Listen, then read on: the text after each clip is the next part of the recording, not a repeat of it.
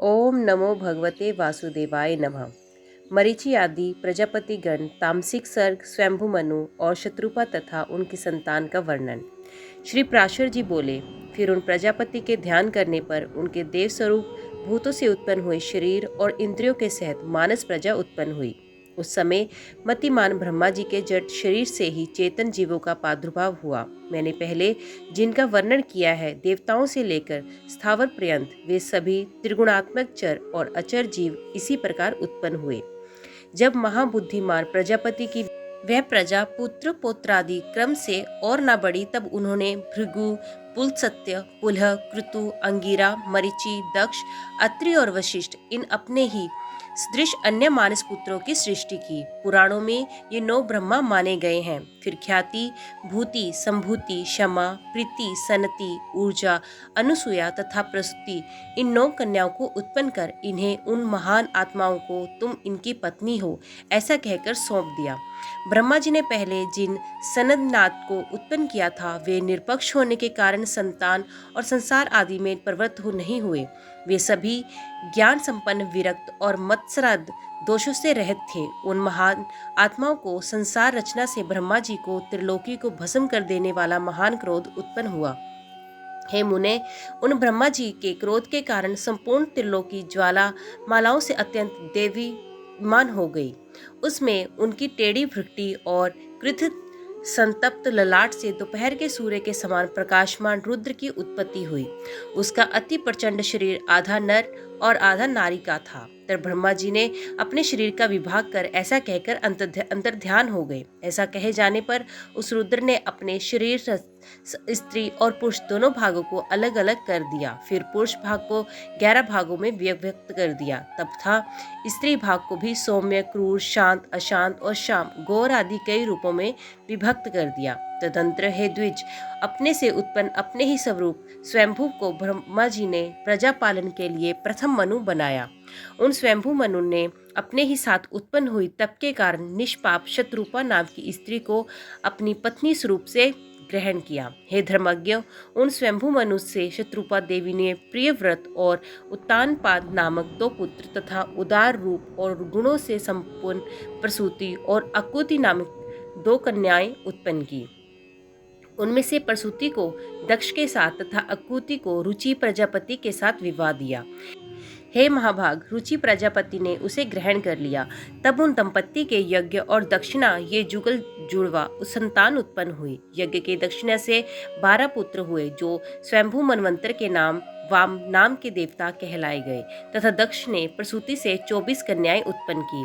मुझसे उनके शुभ नाम सुनो। श्रद्धा, लक्ष्मी, धृति, तुष्टि, मेधा, पुष्टि, क्रिया, बुद्धि, लज्जा, वपु, शांति, सिद्धि और 13वीं कृति।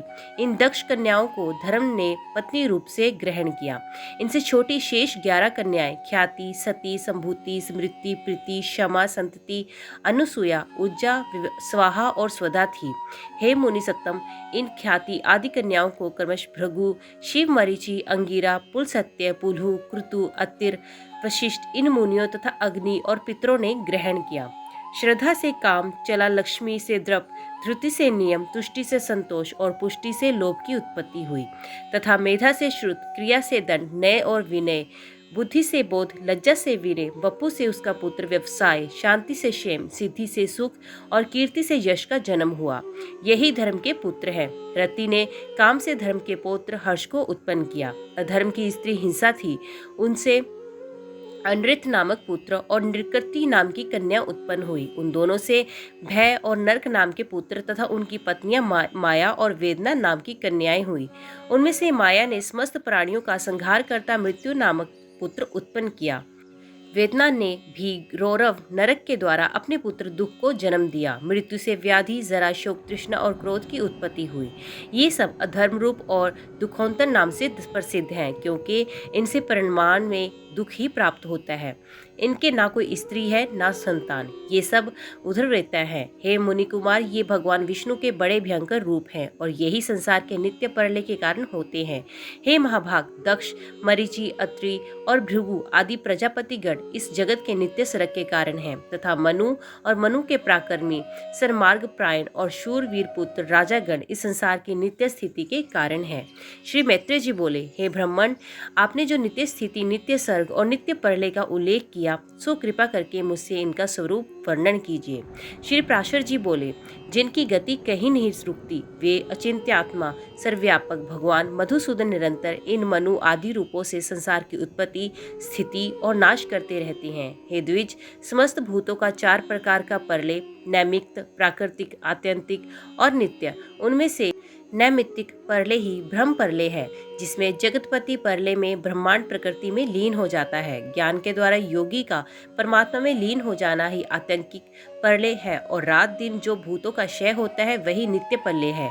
प्रकृति से महत्वदादि कर्म से जो सृष्टि होती है वे प्राकृतिक सृष्टि कहलाती है और अवान्तर प्रलय के अनंतर जो ब्रह्मा के द्वारा चराचर जगत की उत्पत्ति होती है वे दैनंदिनी सृष्टि कही जाती है। और हे मुनिश्रेष्ठ, जिसमें प्रतिदिन प्राणियों की उत्पत्ति होती रहती है उसे पूर्णार्थ में कुशल महानुभावों ने नित्य सृष्टि कहा है। इस प्रकार समस्त शरीर में स्थित भूत भावन भगवान विष्णु जगत की उत्पत्ति, स्थिति और प्रलय करते हैं।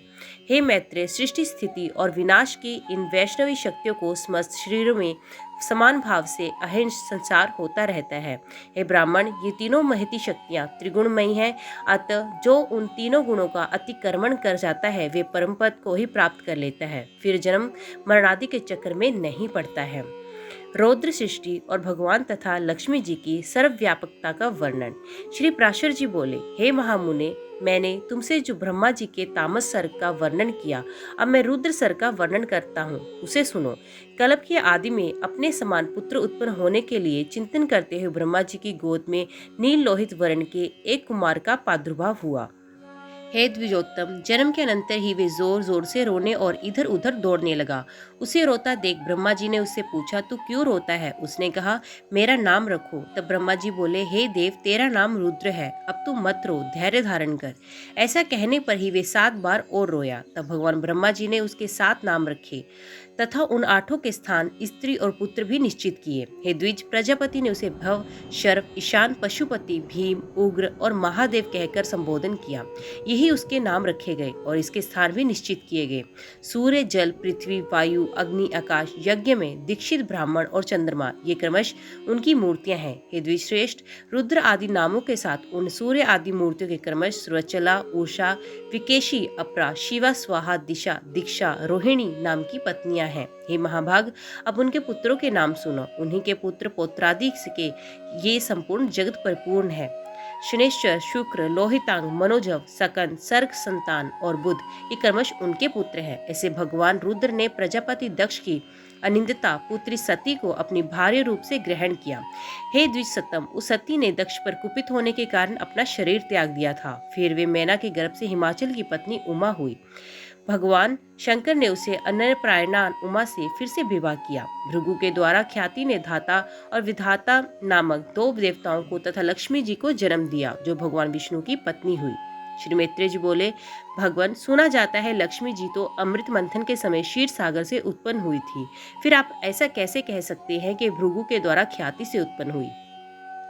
श्री प्राशर जी बोले, हे द्विजोत्तम, भगवान का कभी संग ना छोड़ने वाली जगत जननी लक्ष्मी जी तो नित्य ही हैं और जिस प्रकार श्री विष्णु भगवान सर्वव्यापक हैं वैसे ही वे भी हैं। विष्णु अर्थ है और ये वाणी है, हरि नियम है, ये नीति है। भगवान विष्णु बोध हैं तो ये बुद्धि है तथा वे धर्म है तो ये सत्क्रिया है। हे मैत्रेय, भगवान जगत के सत्रष्टा है और लक्ष्मी जी सृष्टि। श्री हरि भूधर पर्वत अथवा राजा है और लक्ष्मी जी भूमि है तथा भगवान संतोष और लक्ष्मी जी नित्य तुष्टि है। भगवान काम है तो लक्ष्मी जी इच्छा है, वे यज्ञ है तो वे दक्षिणा है। श्री जनार्दन पुरोडाश है तो देवी लक्ष्मी जी आज्याहुति कृत की आहुति है।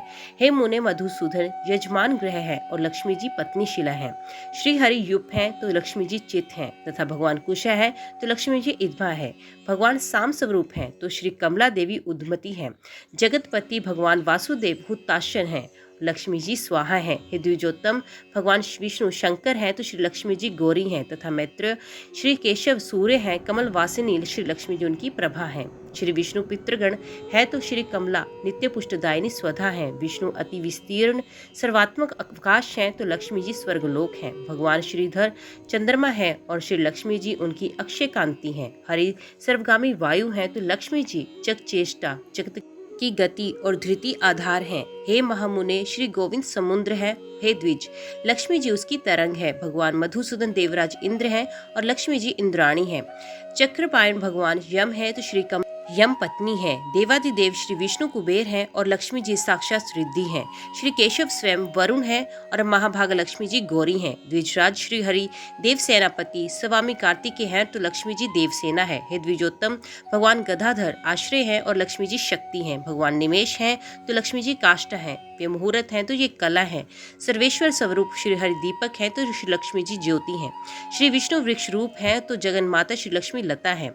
चक्र गदाधर देव श्री विष्णु दिन है तो लक्ष्मी जी रात्रि हैं। वरदायक श्री हरि वर है तो पद्म विनाशिनी श्री लक्ष्मी जी वधु हैं। भगवान नद है तो श्री जी नदी है।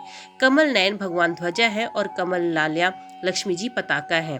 जगदीश्वर परमात्मा नारायण लोभ है तो लक्ष्मी जी गोविंद रूप ही हैं।